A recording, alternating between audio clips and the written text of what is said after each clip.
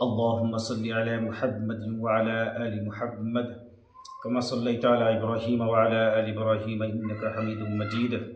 اللهم بارك على محمد وعلى آل محمد كما باركت على إبراهيم وعلى آل إبراهيم إنك حميد مجيد. بھائی دوستو اور میری عزیز ساتھیوں، آج کی حدیث ہے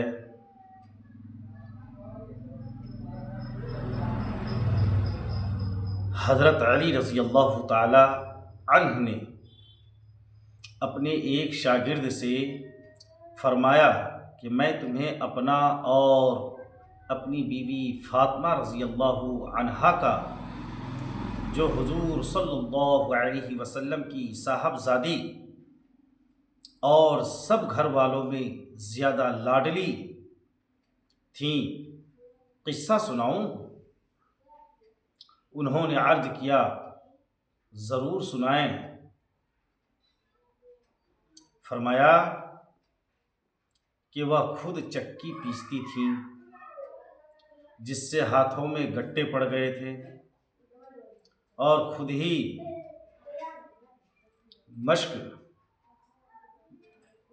مشکیزہ پانی کا بھر کر لاتی تھیں جس سے سینہ پر رسی کے نشان پڑ گئے تھے،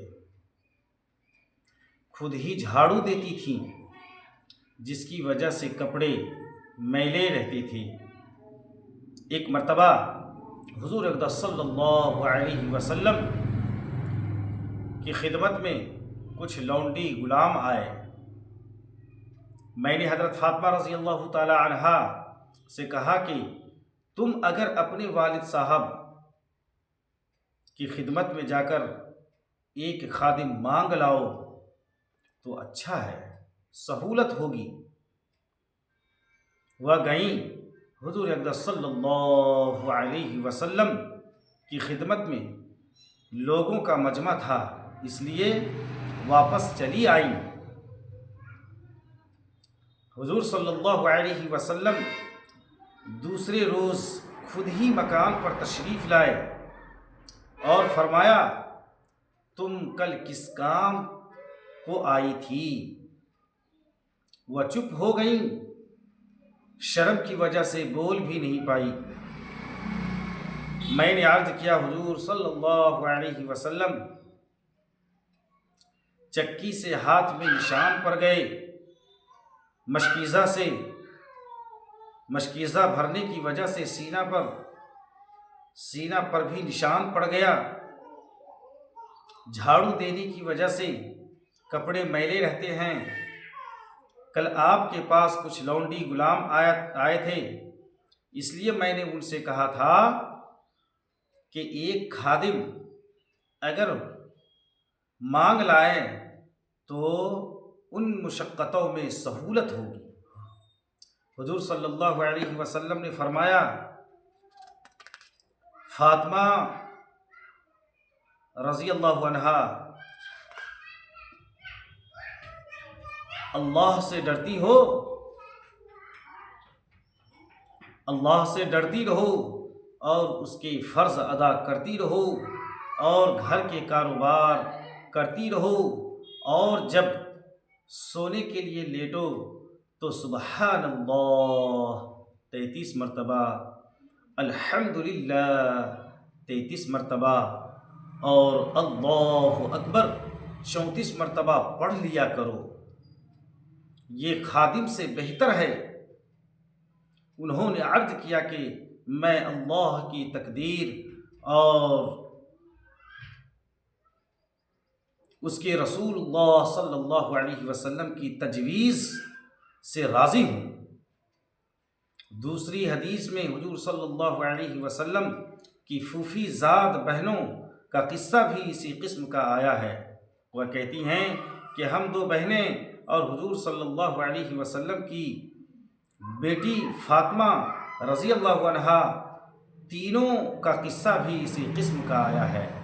وہ کہتی ہیں کہ ہم دو بہنیں اور حضور صلی اللہ علیہ وسلم کی بیٹی فاطمہ تینوں حضور صلی اللہ علیہ وسلم کی خدمت میں حاضر ہوئے اور اپنی مشقت اور دقتیں ذکر کر کے ایک خادم کی طلب کی۔ حضور صلی اللہ علیہ وسلم نے فرمایا، خادم دینے میں تو بدر کے یتیم تم سے مقدم ہیں، میں تمہیں خادم سے بھی بہتر چیز بتاؤں؟ ہر نماز کے بعد یہ تینوں کلمے یعنی سبحان اللہ، الحمدللہ، اللہ اکبر 33 مرتبہ اور ایک مرتبہ لا الہ الا اللہ وحدہ لا شریک لہ لہ الملک ولہ الحمد وہو علی کل شیء قدیر پڑھ لیا کرو۔ یہ خادم سے بہتر ہے۔ حضور اقدس صلی اللہ علیہ وسلم اپنے گھر والوں اور عزیزوں کو خاص طور سے ان تسبیحات کا حکم فرمایا کرتے تھے۔ ایک حدیث میں آیا ہے کہ حضور اقدس صلی اللہ علیہ وسلم اپنی بیویوں کو یہ حکم فرمایا کرتے تھے کہ جب وہ سونے کا ارادہ کرے تو سبحان اللہ، الحمدللہ، اللہ اکبر ہر ایک 33 مرتبہ پڑھیں۔ حدیث بالا میں حضور اقدس صلی اللہ علیہ وسلم نے دنیاوی مشقتوں اور تکلیفوں کے مقابلہ میں ان تسبیحات کو تلقین فرمایا ہے۔ اس کی ظاہری وجہ تو ظاہر ہے کہ مسلمان کے لیے دنیاوی مشقت اور تکلیف قابل التفات نہیں ہے، اس کو ہر وقت آخرت اور مرنے کے بعد کی راحت و آرام کی فکر ضروری ہے۔ اس لیے حضور اقدس صلی اللہ علیہ وسلم نے اس چند روزہ زندگی کی مشقت اور تکلیف کی طرف سے توجہ کو ہٹا کر آخرت کی راحت کے سامان بڑھانے کی طرف متوجہ فرمایا، اور ان تسبیحات کا آخرت میں زیادہ زیادہ نافع ہونا ان روایات سے جو اس باب میں ذکر کی گئیں ظاہر ہے۔ اس کے علاوہ دوسری وجہ یہ ہے کہ ان تسبیحات کو حق تعالی شانہ نے جہاں دینی منافع اور ثمرات سے شرف بخشا ہے، دنیاوی منافع بھی انہی میں رکھے ہیں۔ اللہ کے پاک کلام میں اس کے رسول اللہ صلی اللہ علیہ وسلم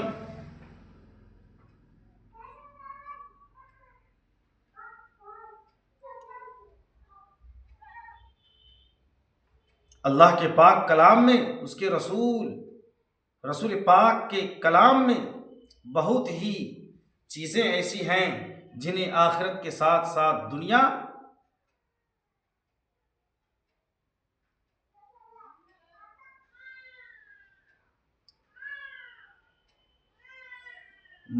دنیاوی منافع بھی حاصل ہوئے ہیں۔ چنانچہ ایک حدیث میں آیا ہے کہ دجال کے زمانہ میں مومنوں کی غذا فرشتوں کی غذا ہوگی، یعنی تسبیح و تقدیس، سبحان اللہ وغیرہ الفاظ کا پڑھنا، کہ جس شخص کا کلام ان چیزوں کا پڑھنا ہوگا حق تعالی شانہ اس سے بھوک کی مشقت کو زائل کر دیں گے۔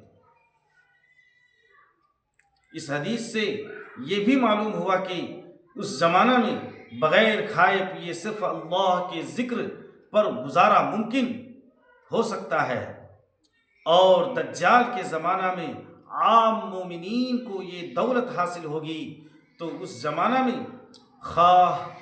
خاص کو اس حالت کا میسر ہو جانا کچھ مشکل نہیں۔ اس لیے جن بزرگوں سے اس قسم کے واقعات بکثرت منقول ہیں کہ معمولی غذا پر یا بلا غذا کے وہ کئی دن گزار دیتے تھے، ان میں کوئی وجہ انکار یا تکذیب کی نہیں۔ ایک حدیث میں آیا ہے کہ اگر کہیں آگ لگ جائے تو تکبیر یعنی اللہ اکبر کثرت سے پڑھا کرو، یہ اس کو بجھا دے گی۔ حسن حسین میں نقل کیا ہے کہ جب کسی شخص کو کسی کام میں تعجب اور مشقت معلوم ہو یا قوت کی زیادتی مطلوب ہو تو سوتے وقت سبحان اللہ 33 مرتبہ، الحمدللہ 33 مرتبہ اور اللہ اکبر 34 مرتبہ پڑھے، یا تینوں کلمے 33 مرتبہ پڑھے، یا کوئی سا ایک 34 مرتبہ پڑھ لے۔ چونکہ مختلف احادیث میں مختلف عدد آئے ہیں، اس لیے سبھی کو نقل کر دیا گیا ہے۔ حافظ ابن تیمیہ رحمۃ اللہ علیہ نے بھی ان احادیث سے جن میں نبی اکرم صلی اللہ علیہ وسلم نے حضرت فاطمہ رضی اللہ تعالی عنہا کو خادم کے بدلے یہ تسبیحات تعلیم فرمائی، یہ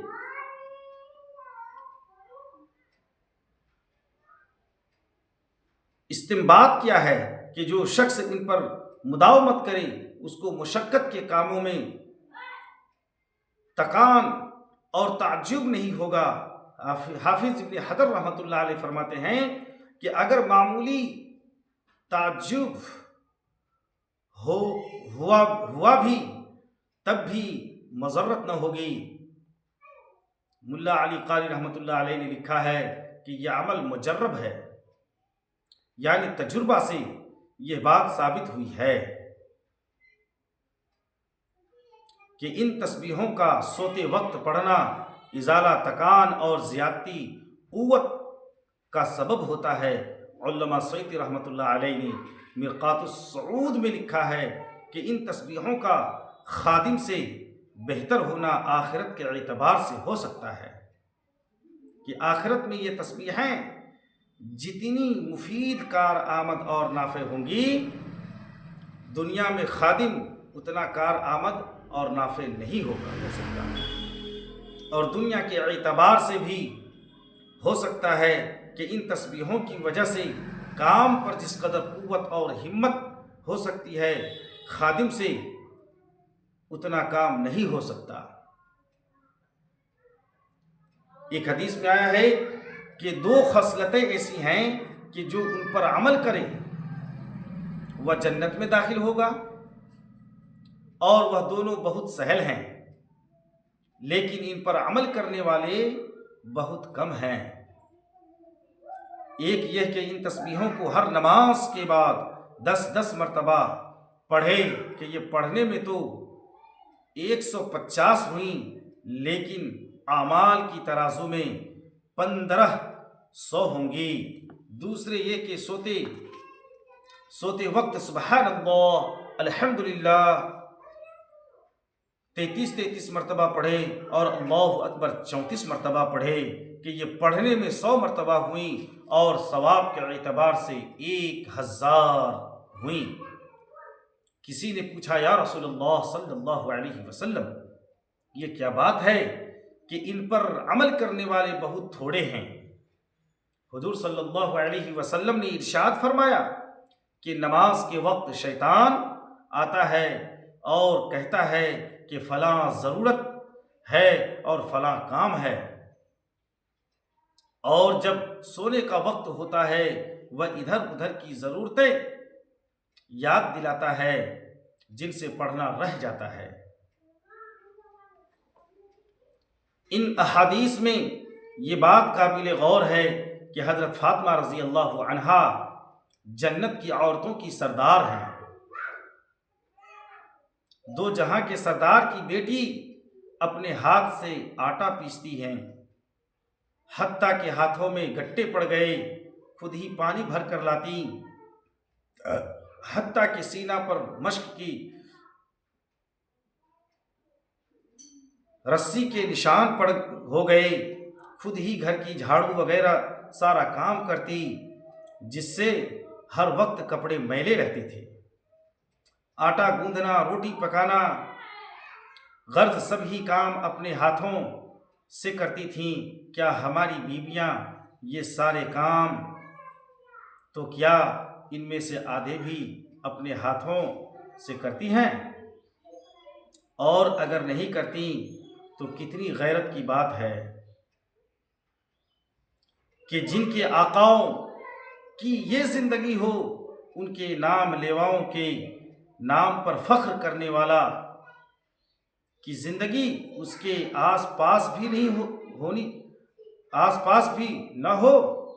چاہیے تو یہ تھا کہ خادموں کا عمل، ان کی مشقت آقاؤں سے کچھ آگے ہوتی، مگر افسوس کہ یہاں اس کے آس پاس بھی ہم نہیں ہیں۔ اللہ تبارک و تعالیٰ سے دعا کریں کہ اللہ پاک عمل کی توفیق عطا فرمائے۔ فَإِلَى اللَّهِ الْمُشْتَكَى وَاللَّهُ الْمُسْتَعَانُ۔